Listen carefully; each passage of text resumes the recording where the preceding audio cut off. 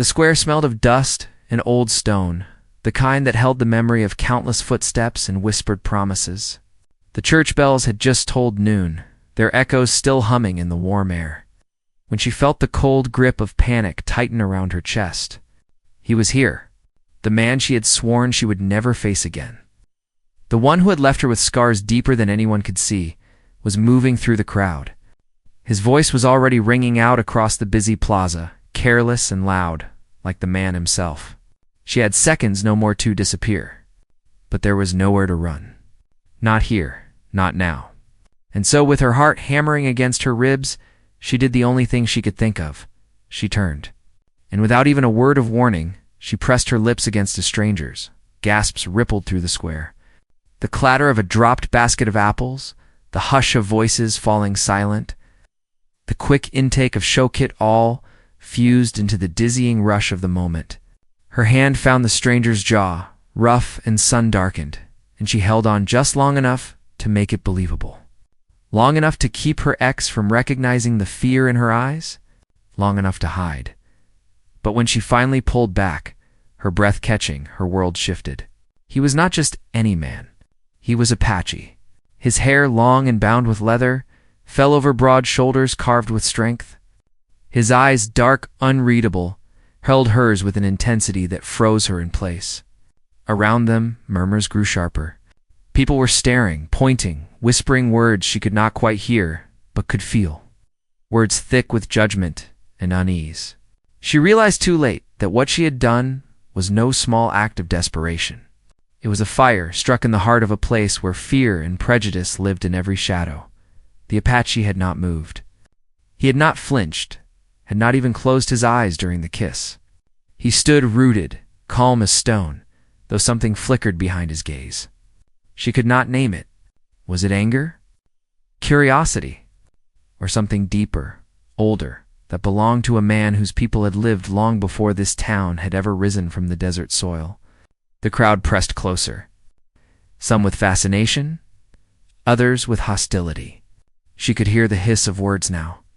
Outrageous, shameful, dangerous, and behind her, the familiar footsteps of the man she had hoped to avoid at all costs. She dared not look back. Instead, she looked at the stranger whose silence felt like both shield and storm. For a breathless instant, time seemed to hold, and then the Apache spoke. His voice was low, steady, carrying the weight of a language and a life that did not belong to these narrow streets. "Why?" he asked, his eyes never leaving hers. The question pierced her deeper than any scorn around them. She opened her mouth, but no words came. How could she explain? How could she tell him that she had used him, that her kiss was nothing more than a desperate mask to hide her from a man who had broken her spirit? She could not. And yet, she felt something shift inside her, as though the truth itself might demand its own voice. Her ex's voice sliced through the murmurs now, closer, mocking. "Well, well. Still the same foolish girl, aren't you? Throwing yourself at anyone?" Her blood ran cold. She felt her knees weaken, shame and fear clawing their way back into her chest. But before she could stumble, before she could break beneath the weight of his sneer, the Apache stepped forward. One subtle step, yet it felt like the ground itself answered him. His presence filled the square, commanding silence where there had been ridicule. The ex stopped short, his confidence faltering for the first time. He glanced at the Apache, then at the gathering crowd, and she saw the flicker of unease cross his face. The Apache did not look at him.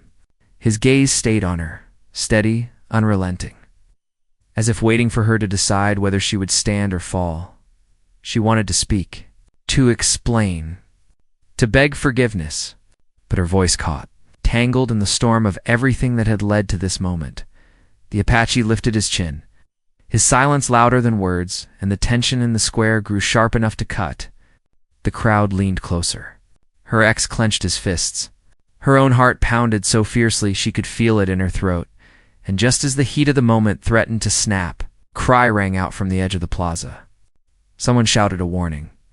Heads turned.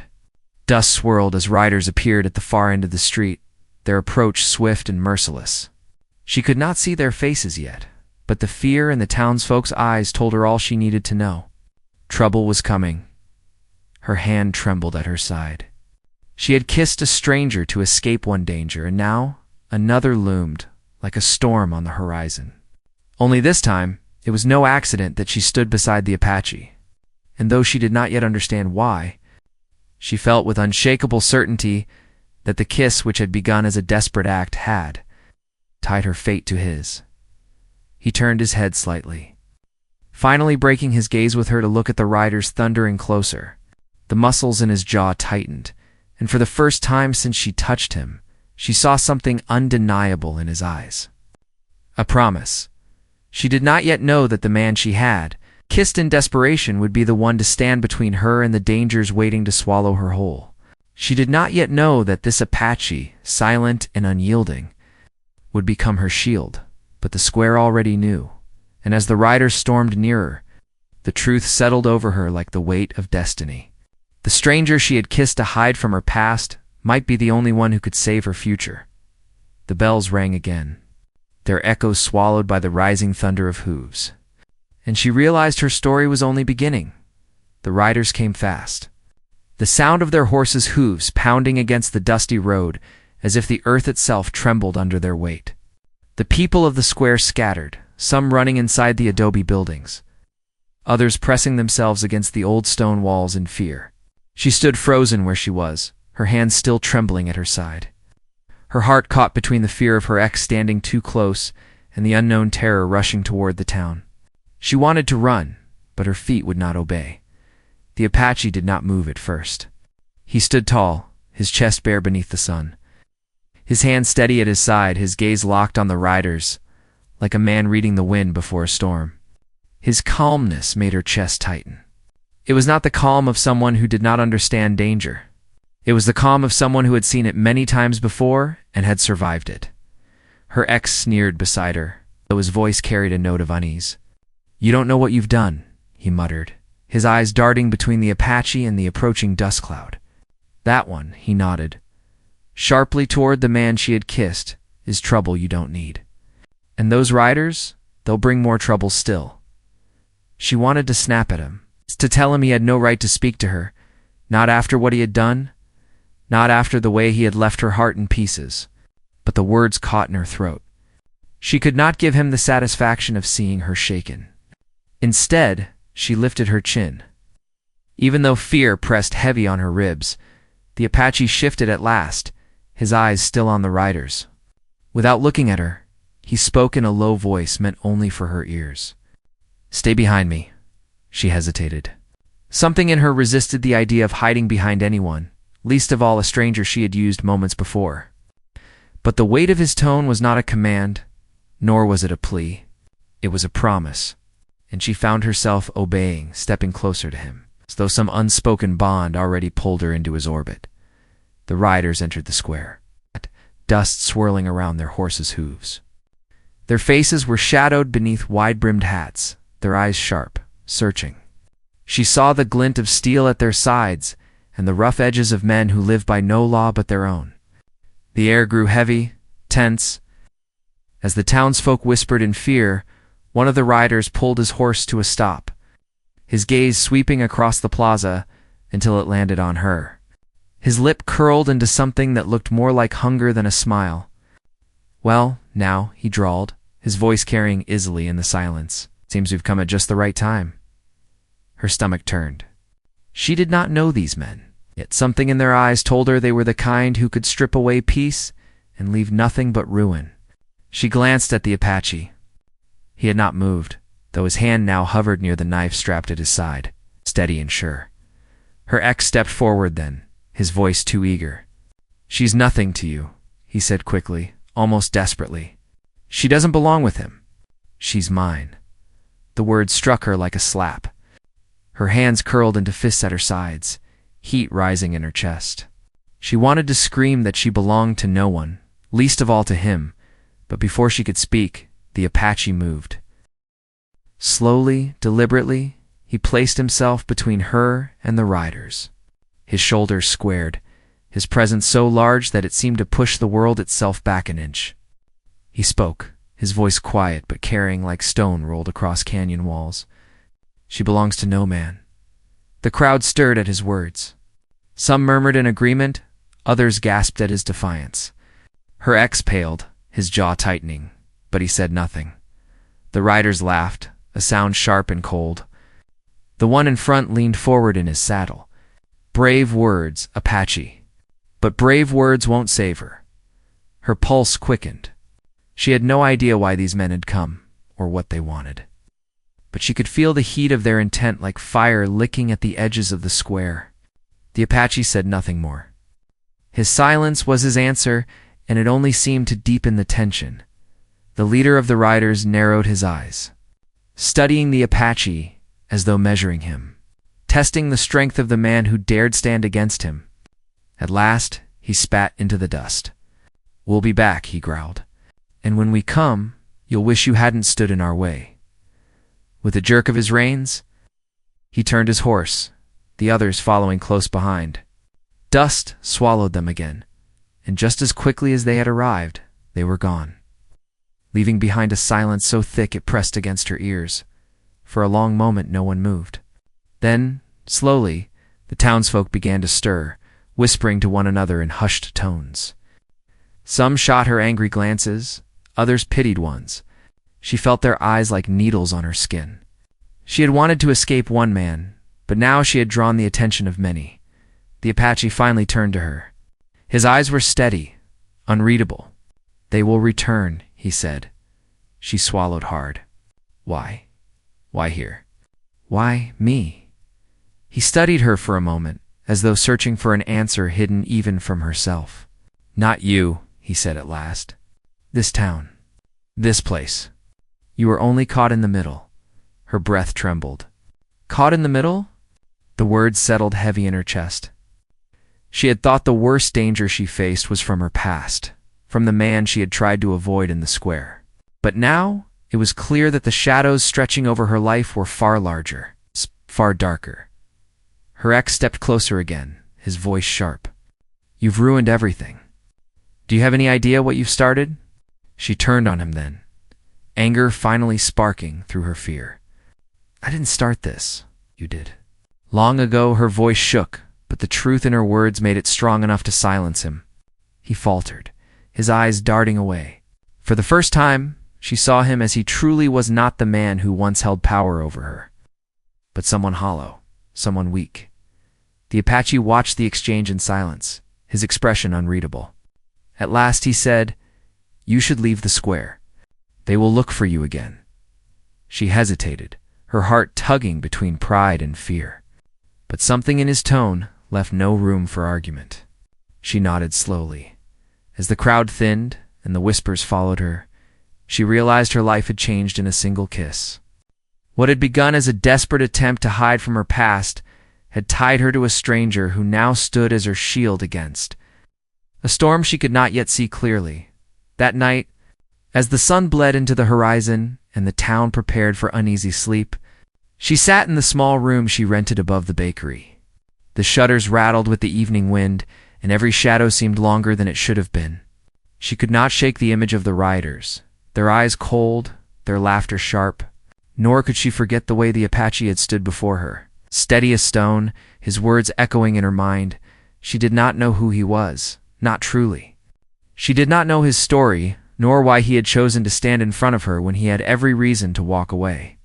But she knew this, whatever storm was coming, she was no longer facing it alone.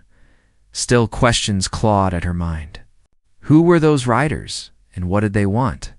Why had the Apache not feared them? And what battles had carved that unshakable calm into his spirit? And perhaps most troubling of all, what would happen when the storm finally broke over them? She lay awake long into the night, the bells of the mission tolling faintly in the distance, her thoughts tangled in fear and a strange unspoken hope. She had kissed a stranger to escape her past, but now it seemed that very act had set her on a path far more dangerous than she had ever imagined. And somewhere beyond the edge of town, the riders gathered, their voices low, their firelight flickering against the dark. Plans were being made. Lines were being drawn. The Apache had placed himself between her and danger, but she could feel it in her bones. The danger was far from over. It was only beginning, The night had settled heavy over the town, a silence broken only by the rustle of dry leaves and the faint creak of old wooden signs swaying in the wind. She had not slept. Her mind kept circling back to the Apache, to the riders who had stormed through the square, to the cold look in their eyes that promised they would return. The small room above the bakery felt too narrow, too fragile, as though the thin walls could not keep out the danger pressing in from the desert. Every sound outside made her heart jolt. Every shadow across the shutters seemed sharper than the last. Down in the bakery, the owner and his wife whispered late into the night. She heard their voices through the floorboards, tense and afraid. They spoke of leaving town, of taking what little they had, and fleeing before the riders came back. She couldn't blame them. The square had seen its share of trouble before, but this was different. These men were not looking for trade or mischief. They carried with them the scent of something darker: ownership, control, a hunger that would not be satisfied with coin. She sat by the window, staring at the sliver of moon, her hands folded tight in her lap. For the first time since her desperate kiss, she wondered if she had tied herself to more than she could bear. The Apache had stood like stone in the square, unshaken, but she could not understand why. Why would he step into a fight that was not his? Why place himself between her and men who clearly carried no mercy? The more she thought of him, the deeper the questions became. By morning, word of the riders spread farther. Farmers coming in from the edge of town spoke of seeing their campfires out in the hills. Smoke rose at odd hours, too close for comfort. Cattle were missing from the pastures, and someone had found a broken fence line near the creek. The people of the town gathered in small knots, muttering their fears, glancing often toward the dusty road that led into the square. She ventured out only because she had to. The air outside was hot and dry, and though the sun sat high, the mood in town was cold. Whispers followed her wherever she went. Some said she had brought this trouble upon them, that her kiss had stirred a fire best left alone. Others said nothing at all, but turned away when she passed. Shame pressed hard against her, though she tried to keep her head high. At the far end of the square, she saw him. The Apache stood apart from the others, his presence quiet but undeniable. He leaned against the shadowed wall of the old mission, his eyes sweeping the street as if weighing every corner, every sound. She hesitated before walking toward him, her step slow, uncertain. When she reached him, she found her voice catching in her throat. "They think it's my fault," she said finally. Her words low. His gaze shifted to her, steady and unreadable. "They look for someone to blame. Fear always does." Her hands twisted in front of her. "Maybe they're right. Maybe if I hadn't—" She stopped, unable to finish the thought. He shook his head slightly. "You did what you had to. Do not carry their fear on your shoulders." She wanted to believe him, but the weight of the townsfolk's stares lingered. "Why did you stand in front of me?" she asked, her voice smaller than she intended. "You don't know me." His eyes held hers, dark and unwavering. "Because no one else would." The simple truth of it caught her breath. She had no answer, only silence. Before she could speak again, a boy ran across the square, his face pale, his breath sharp with panic. "They're coming," he cried. "The riders are back." A murmur rose through the crowd as people scattered, rushing to shutter doors and windows. She felt her stomach drop, fear clawing up her throat. The Apache straightened, his hand brushing lightly against the knife at his side. He glanced once at her. "Stay behind me," he said again, and then he stepped into the open. The thunder of hooves filled the street, dust rising once more as the riders returned. This time they did not pass through. They stopped in the center of the square, their horses restless, their eyes sweeping over the cowering faces peeking from doorways. The leader raised his voice, sharp and commanding. "This town belongs to us now. You'll pay what we ask, and you'll keep quiet. Anyone who stands in our way will regret it." The words carried like fire through dry grass. She felt the weight of them settle heavy over the crowd. The riders wanted control, plain and simple. They had chosen this town to break and bend, and she had no doubt they would do it if no one stood against them. Her ex was there too, lingering near the edge of the square, his eyes darting nervously between the riders and the Apache. He looked ready to side with whichever force proved strongest, his loyalty bending like grass in the wind. The Apache stepped forward, his voice calm but strong. "This town does not belong to you." A hush fell, the kind that holds both fear and awe.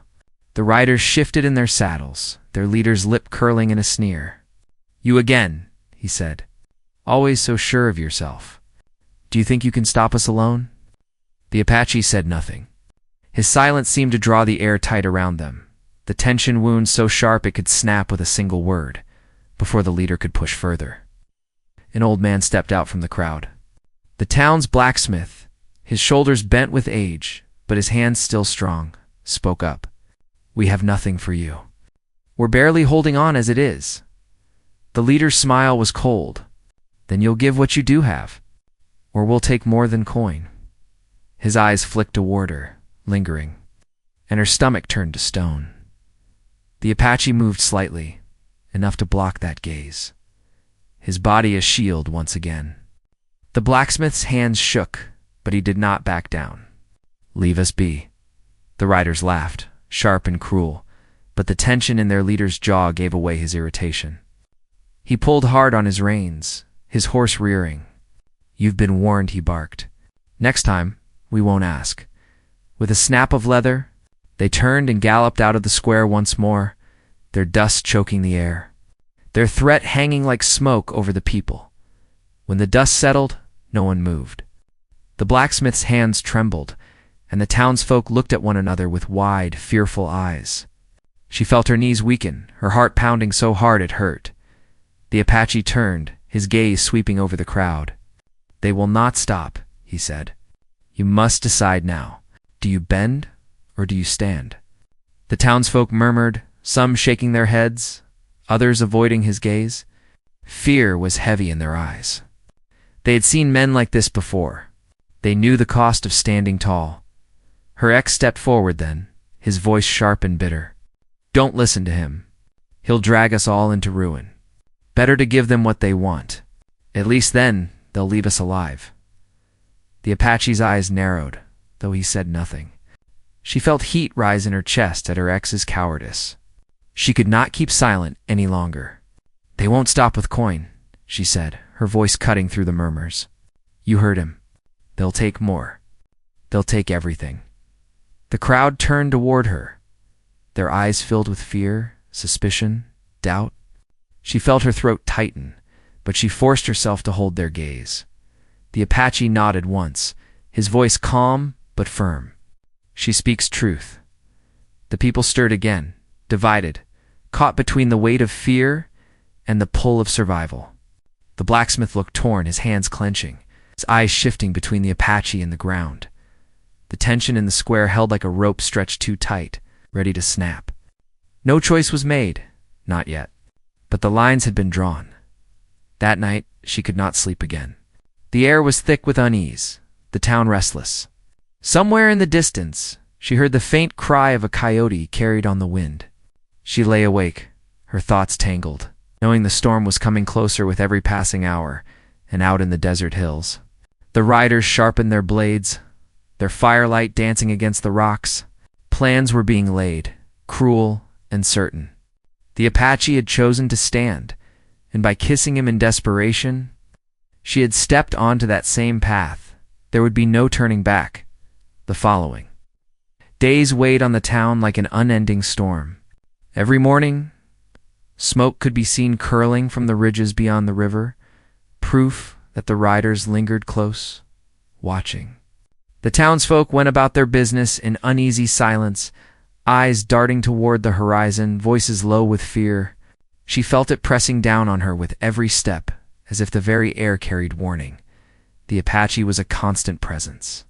He moved through the town with quiet purpose, speaking little, watching much. Children peered at him from behind doorways. Women whispered as he passed. Men avoided his gaze. He seemed not to care. At times she caught him standing at the edge of the square, his face turned toward the hills, as though he could hear voices carried on the wind. She tried to keep herself busy, helping in the bakery during the day, but her hands often trembled as she worked. The memory of the rider's cold eyes never left her, nor did the words of her ex, who now spread whispers that she had brought this curse upon them. He moved through the town like a snake, sowing doubt, telling anyone who would listen that siding with the Apache would lead only to ruin. One evening, as the sun sank red over the rooftops, she found herself walking the narrow street behind the church, hoping for a moment of quiet. But she was not alone. Her ex stepped out from the shadows, his face drawn tight with anger. "You don't understand what you've done," he said, his voice sharp but trembling. "If they come for us, it'll be because of you. Because you chose him." Her chest tightened, but she stood her ground. "I didn't choose anyone. One chose myself. I chose not to let you control me anymore." His eyes darkened, his voice dropping to a growl. "You think he'll save you? He'll leave you the moment it serves him. Men like him don't stay. They fight, they bleed, then they vanish, and you'll be left with nothing." The words cut. Not because she believed them, but because some small part of her feared he might be right. Still, she did not let it show. She turned from him and walked away, leaving his bitterness to rot in the shadows where it belonged. That night, the riders tested their strength. Shots rang out beyond the outskirts, echoing through the hills, and by morning, 2 cattle were found dead near the creek. A warning, sharp and clear. The townsfolk gathered in the square, their faces pale, their voices frantic. The blacksmith spoke of leaving. Others argued that they had no place to go, no money to travel. Fear twisted around them like barbed wire, binding them tighter with each word. The Apache stood apart, listening, silent as ever. When at last he spoke, his voice cut through the noise. "They are showing you what is coming. Next time it will not be cattle. It will be your homes, your families." The crowd shuddered. Some cursed under their breath, others demanded answers. She saw the doubt in their eyes, the pull of surrender stronger than the call to resist.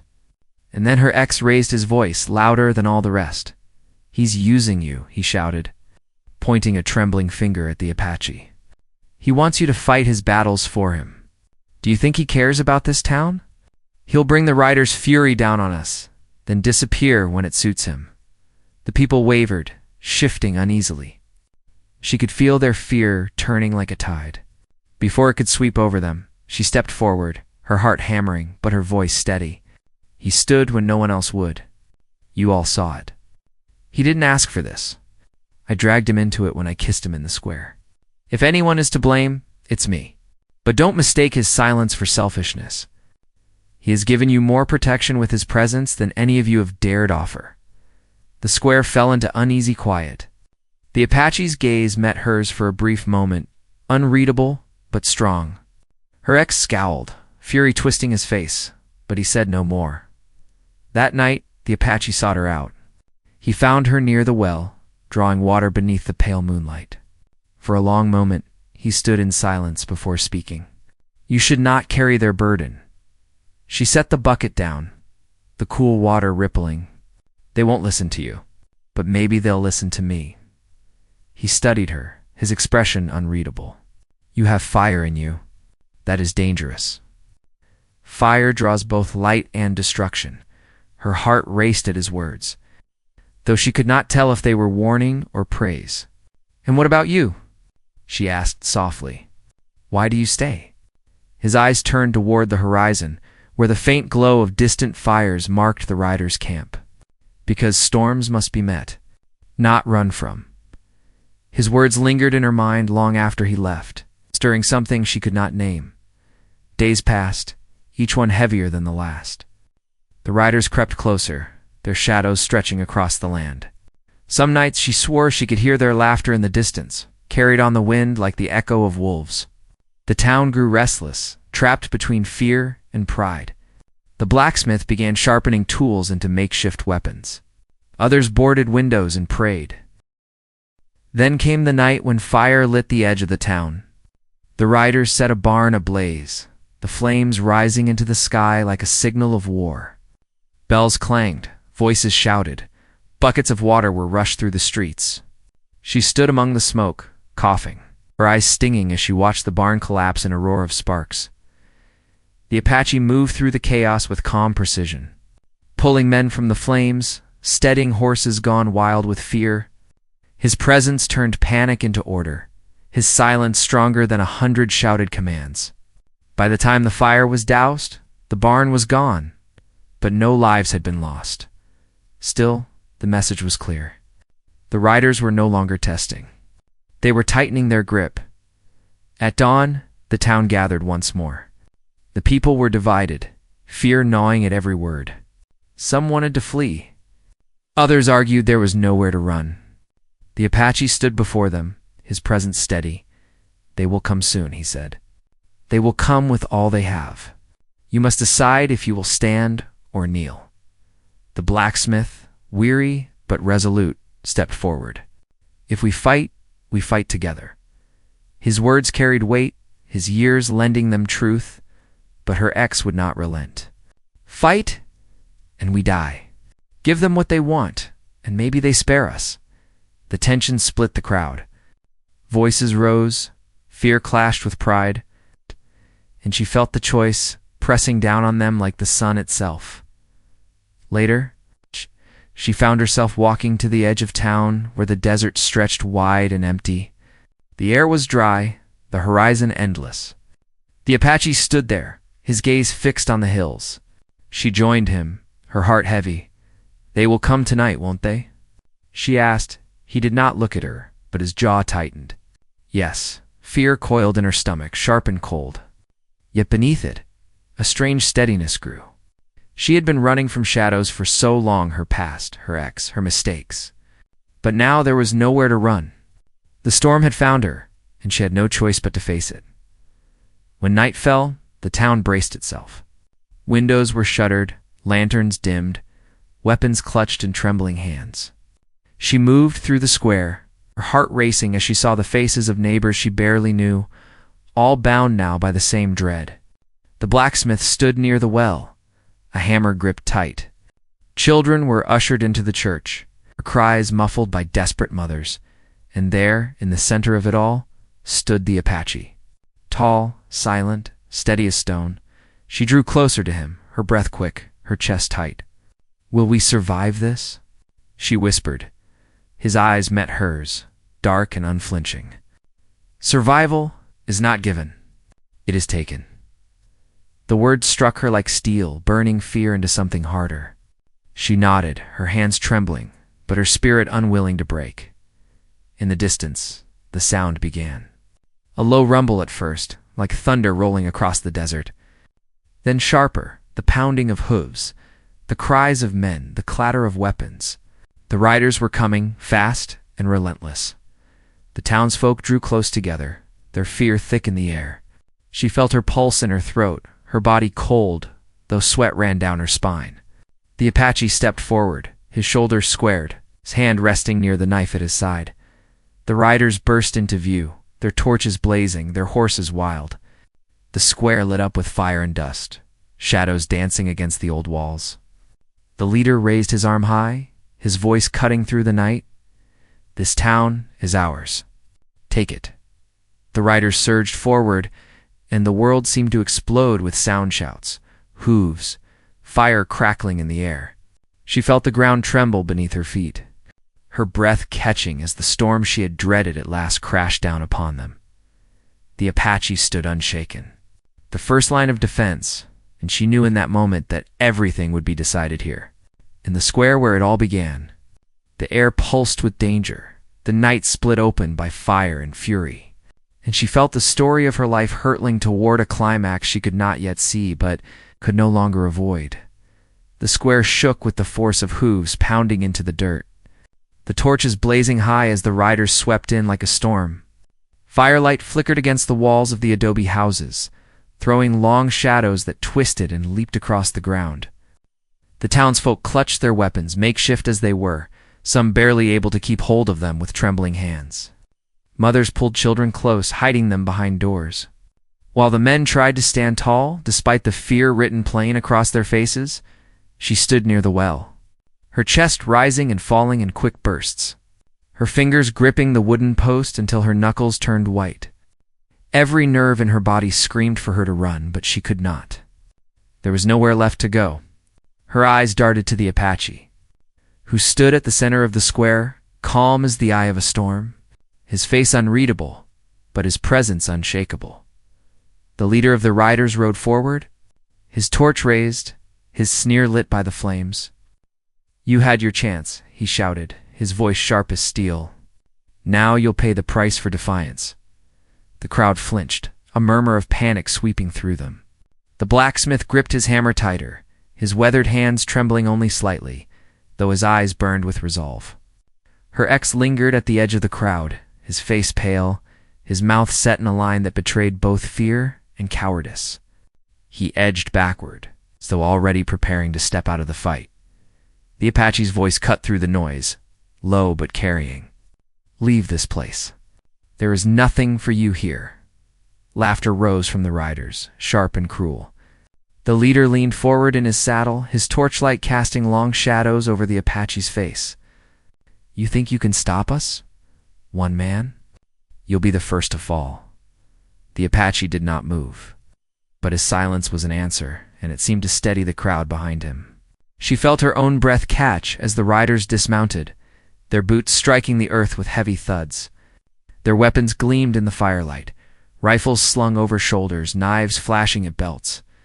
They spread across the square, surrounding the townsfolk like wolves closing in on prey. Fear swelled in her chest, but beneath it was something else, something sharp, like the edge of determination. She glanced at the faces around her and saw the same conflict in them. They were afraid, but they were also tired of being hunted, tired of bending their heads. The Apache stood as a single wall between them and the riders, and she felt a pull in her heart, a sudden certainty that the town's spirit rested on whether they chose to follow his steadiness, or her ex's call for surrender. The blacksmith stepped forward, raising his hammer. "We won't give you this town," he said, his voice rough but strong. The leader's eyes narrowed, his smile fading. "Then you'll burn with it." He raised his hand, and the riders lit more torches, tossing them toward the buildings at the edge of the square. Flames leapt high, smoke curling into the night sky.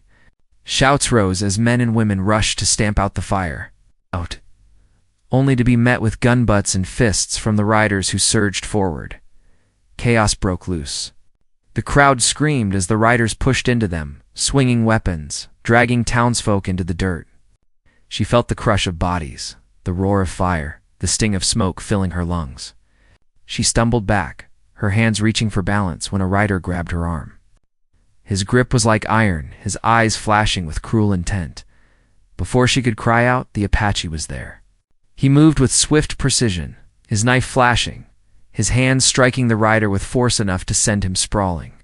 She gasped, her heart hammering, as the Apache stepped in front of her once more, his body a shield. "Stay behind me," he said, his voice steady despite the storm raging around them. The fight spread across the square. The blacksmith swung his hammer with desperate strength, the clang of metal against bone echoing loud. Other townsfolk joined in, wielding sticks, tools, anything they could hold. Some fell quickly, their courage no match for the rider's experience. But others stood, their fear hardened into resolve. Her ex slipped into the shadows, his eyes darting, his lips curled in disgust. She caught sight of him for only a moment, but it was enough to see his choice. He would not fight. He would wait and cling to whatever side survived. The sight of him filled her with both anger and sorrow, but there was no time to dwell on it. The riders pressed harder, their laughter mingling with the cries of the townsfolk. Flames spread, licking at rooftops, sparks falling like stars.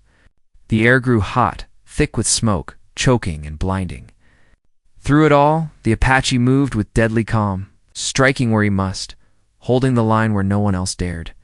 She stayed close, her hands trembling, but her spirit refused to yield. She found herself grabbing a fallen board from the ground, clutching it like a weapon, though her arms shook. When a rider charged toward her, she swung with all her strength, striking him across the back. He stumbled, cursing, and though fear surged hot through her chest, a spark of strength flared with it. The Apache glanced back at her, his expression unreadable. But there was something in his eyes that almost looked like respect. The leader of the riders roared above the noise, his voice commanding. "Burn it all. Leave nothing standing. More torches flew, flames spreading faster now. The square glowed red. The night turned into a vision of hell. The townsfolk faltered, their line-breaking panic clawing at them. She felt despair rising like a tide, pressing her down, suffocating. But the Apache's voice rang out, sharp and strong. "Stand!" He shouted. "Stand!" The cry cut through the fear, pulling them back together. The blacksmith raised his hammer again. Others lifted their tools, and slowly the line steadied. The riders pressed harder, but for every step they gained, the townsfolk pushed back, driven not just by fear, but by something stronger, hope, thin and fragile. Yet burning bright, the fight raged on. The square, a storm of fire and dust, steel and screams. She lost sight of faces, saw only the blur of movement, the flash of weapons, the crush of bodies. Her throat burned with smoke, her arms ached, but she did not stop. The Apache's steadiness was a beacon, pulling her forward, keeping her from breaking. The leader fought his way toward them, his torch still burning, his eyes locked on the Apache.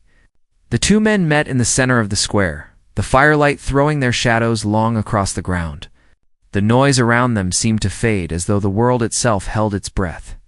She stood frozen, her heart pounding so hard it hurt. Watching as the leader sneered, his knife gleaming in his hand. "You should have stayed in the desert, Apache. Now you'll die with them." The Apache said nothing. His silence was a wall, unshakable, unbroken. He tightened his grip on his knife, his body still as stone, his gaze never wavering. The square trembled with anticipation, the townsfolk holding their breath, the riders circling like vultures. The clash between them was coming. She could feel it in the air, in the way the flames roared higher, in the way the crowd stilled, in the way her own breath caught in her throat. The moment stretched taut, ready to snap. The weight of everything, her past, the town's future. The Apache's defiance balanced on the edge of a single heartbeat. And in that heartbeat, as the firelight flared and the night pressed close, she knew the storm had reached its peak. The true fight was about to begin, and nothing would ever be the same again. The square seemed to hold its breath as the Apache and the rider leader faced each other. Fire flickering in the darkness, casting their shadows large against the walls. The roar of the flames and the shouts of men dulled into a hum. As though the world had narrowed to the space between those two figures, she stood frozen, her body trembling, her hands clutching the broken board she had been swinging, but her eyes refused to look away. Everything rested here. The rider leader lunged first, his knife flashing as he drove forward with fury. The Apache moved with precision, his steps sure, his body steady as stone. Blades clashed, sparks flying, their movements sharp and swift. Around them, the fight still raged, but every eye was drawn to the center, to the clash of strength and will that seemed to decide not just the battle, but the fate of the town itself. Her chest ached with each strike, each parry. The Apache fought with silence, his face calm, even as the steel flashed dangerously close. The rider leader snarled with every swing, his voice rising in curses, his fury spilling out with each strike. The crowd pressed back, their fear mixing with a strange awe, the tension so tight it threatened to snap. At last the Apache's blade struck true. The leader stumbled, his knife clattering to the dirt, his torch falling into the dust. He staggered back, his sneer fading, his eyes wide with shock. Silence swept the square, broken only by the crackle of fire and the ragged breathing of those who had fought so hard.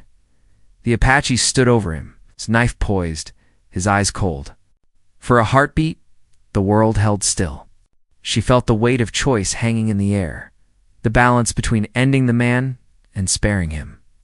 Then, with a sharp movement, the Apache struck his knife into the dirt beside the fallen man's head. The message was clear. Mercy, but not weakness. The leader's face twisted, his pride shattered. He scrambled backward, clutching his arm, calling to his riders. But their fire was gone. Their confidence had broken with their leader's fall.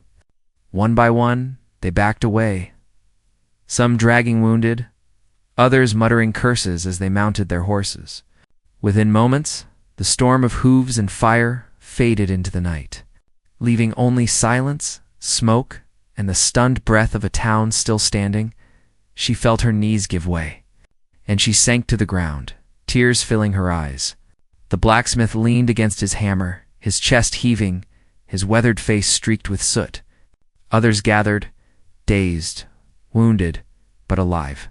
The square was scarred, the buildings blackened, but the people remained. Against all odds, they had stood.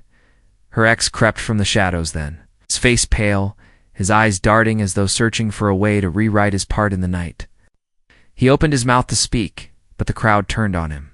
Their eyes were not blind anymore. They had seen who had stood and who had hidden. His words died on his lips, his excuses meaningless. Without anyone saying it, he knew he no longer had a place among them. Quietly, he slunk away into the night, carrying his shame with him. The Apache sheathed his knife, his gaze sweeping the square. His eyes lingered on her for a moment, steady and unspoken, and she felt her breath catch. He did not bow, did not boast, did not claim victory. He simply stood, tall and quiet, a figure of calm in the wreckage of fire. Over the next days, the town worked with tired but steady hands to rebuild what had been burned. Walls were mended, ashes swept away, roofs patched. The blacksmith's hammer rang again, this time not in battle but in repair, shaping nails and hinges for doors that would stand stronger than before. The bakery reopened, its scent of bread rising once more. A promise of life pushing forward. She helped where she could, carrying water, mending cloth, comforting the children who still woke crying from the memory of flames. Through it all, the Apache remained, watching, guiding, helping without asking. He said little, but his presence steadied the people, reminding them they were not broken at night. She found herself drawn to the edge of town where the desert stretched wide beneath the stars. Sometimes she would find him there, standing still, listening to the silence as though it spoke to him. She would join him, not always speaking, sometimes just sharing the quiet. The fear that once pressed on her chest had lessened, replaced by a strange calm she had never known before. One evening, as the town settled into the rhythm of rebuilding, she turned to him. "Will they come back?" she asked. His eyes stayed on the horizon, but his voice was steady. "Perhaps, but you stood." They saw that. "Wolves do not return to a place that bites back," she nodded. Her heart easing, though she knew danger always lurked beyond the ridges. For the first time in a long time, she felt she belonged somewhere. Not as someone's shadow or burden, but as herself. Her ex never returned. Word drifted in from travelers that he had gone farther west, chasing something he would likely never find. His absence was not mourned. The townsfolk no longer whispered her name with blame. Instead, they greeted her with nods, with gratitude. With respect born from what they had all endured together, the Apache remained longer than she thought he would. Days turned into weeks, and though he often walked the desert's edge, he always came back to the town.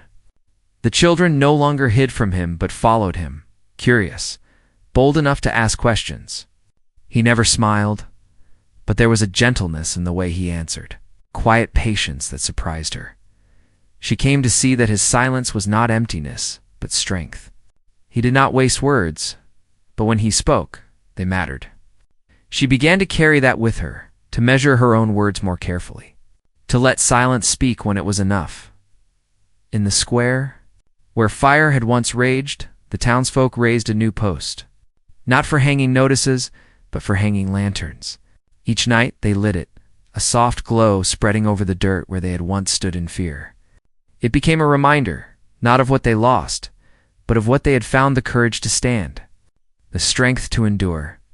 She often looked at that lantern as she walked home from the bakery, the warm light against the dark, reminding her of the night that had changed everything. And though her path had begun with desperation, with a kiss meant only to save herself, she understood now it had been the spark of something far greater. The Apache never claimed the town as his own, never sought to lead them, but his presence had taught them more than they realized. He had shown them that fear could be faced, that silence could carry strength. Survival was not given, but taken with resolve. And in that, they had found not just safety, but dignity.